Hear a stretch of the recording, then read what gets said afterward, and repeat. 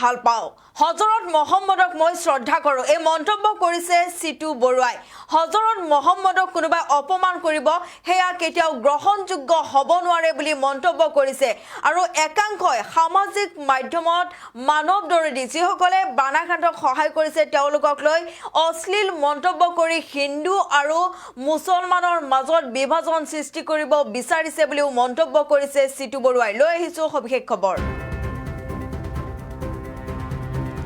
ৰাতুল দে নামৰ এজনে ৰাতুল কলিতা চৰ্মলাম লৈ মানৱ দৰদী লোকক প্ৰতিবন্ধ কৰিব চেষ্টা কৰিছে একাংশই হজৰত মহম্মদক লৈ নানা অশ্লীল ভাষাৰে মন্তব্য আগবঢ়াইছিলে অতি শীঘ্ৰে আৰক্ষীয়ে ৰাতুলে গ্ৰেপ্তাৰ কৰিব লাগে বঙালী সম্প্ৰদায়ৰ ৰাতুলে অসমীয়াৰ নাম লৈ হিন্দু মুছলমানৰ মাজত বিভাজন আনিব চেষ্টা কৰিছে হজৰত মহম্মদক আমি শ্ৰদ্ধা কৰোঁ আজান মই ভাল পাওঁ এইদৰে মন্তব্য কৰিছে সিটু বৰুৱাই হজৰত মহম্মদক মই শ্ৰদ্ধা কৰোঁ আজান মই ভাল পাওঁ বুলি মন্তব্য কৰিছে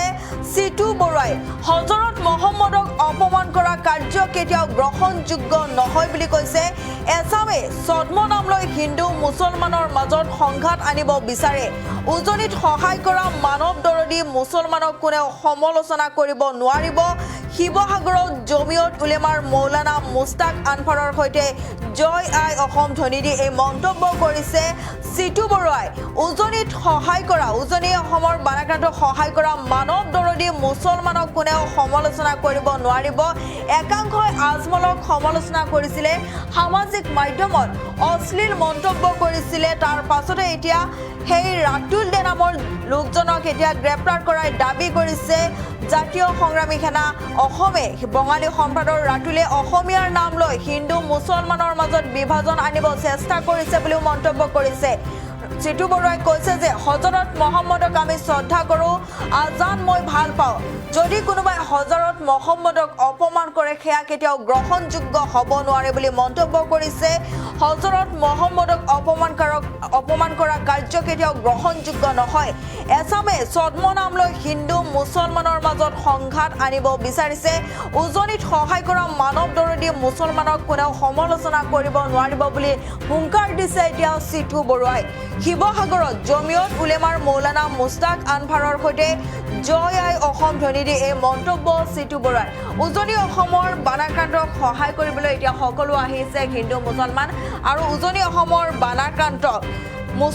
বানাক্ৰান্তক সহায় কৰিবলৈ ওলাই অহা মুছলমানক যদি কোনোবাই সমালোচনা কৰে কোনোবাই যদি তেওঁলোকক লৈ অশ্লীল মন্তব্য আগবঢ়ায় তেতিয়াহ'লে কথা বেয়া হ'ব কিয়নো এইবাৰ হুংকাৰ প্ৰদান কৰিছে সিটু বৰুৱাই উজনিত সহায় কৰা মানৱ দৰদী মুছলমানক কোনেও সমালোচনা কৰিব নোৱাৰিব বুলি কৈছে উজনি অসমৰ বানাক্ৰান্তক বদৰুদ্দিন আজমলেও বহুত সহায় কৰিছে তাৰ পাছতে কিন্তু বহু অশ্লীল মন্তব্য কৰিছে আৰু এইবাৰ জমিয়ত উলেমাৰ মৌলানা মুস্তাক আনফাৰে সহায় কৰিবলৈ আগবাঢ়িছে ইতিমধ্যে 1 কোটি টকাৰ খাদ্য সামগ্ৰী বিতৰণ কৰিছিলে বানাক্ৰান্তৰ মাজত আৰু এইবাৰ আৰ্থিক সাহায্য আগবঢ়াব বিচাৰিছে আৰু তাৰ পাছতে সিটু বৰুৱাই মন্তব্য কৰিছে যে উজনিত সহায় কৰা মানৱ দৰদী মুছলমানক কোনেও সমালোচনা কৰিব নোৱাৰিব বহুতে ইতিমধ্যে সামাজিক মাধ্যমত মুছলমানসকলক লৈ বহুত মন্তব্য কৰিছে বহুত বিৰূপ মন্তব্য কৰিছে তাৰ পাছতে এতিয়া এইদৰে মন্তব্য কৰিছে সিটু বৰুৱাই উজনিত সহায় কৰা মানৱ দৰদী মুছলমানক কোনেও সমালোচনা কৰিব নোৱাৰিব বুলি কৈছে শিৱসাগৰত জমিয়ত উলেমাৰ মৌলানা মুস্তাক আনফাৰৰ লগত লগ হৈছে সিটু বৰুৱা আৰু এইদৰে মৌলানা মুস্তাক আনফাৰৰ সন্মুখত মন্তব্য কৰিছে যে উজনিত সহায় কৰা মানৱ দৰদী মুছলমানক কোনেও সমালোচনা কৰিব নোৱাৰিব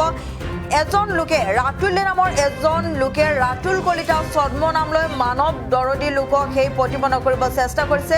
বিভিন্ন ধৰণৰ সামাজিক মাধ্যমত পোষ্ট কৰিছিলে ৰাতুল কলিতা নামৰ লোকজনে একাংশই হজৰত মহম্মদক লৈ নানা অশ্লীল ভাষাৰ মন্তব্য আগবঢ়াইছিলে সামাজিক মাধ্যমত আৰু এতিয়া অতি শীঘ্ৰে আৰক্ষীয়ে ৰাতুল দে গ্ৰেপ্তাৰ কৰিব লাগে বুলি দাবী কৰিছে সিটু বৰুৱাই সিটু বৰুৱাৰ মন্তব্য আছে আমি শুনাই লৈছো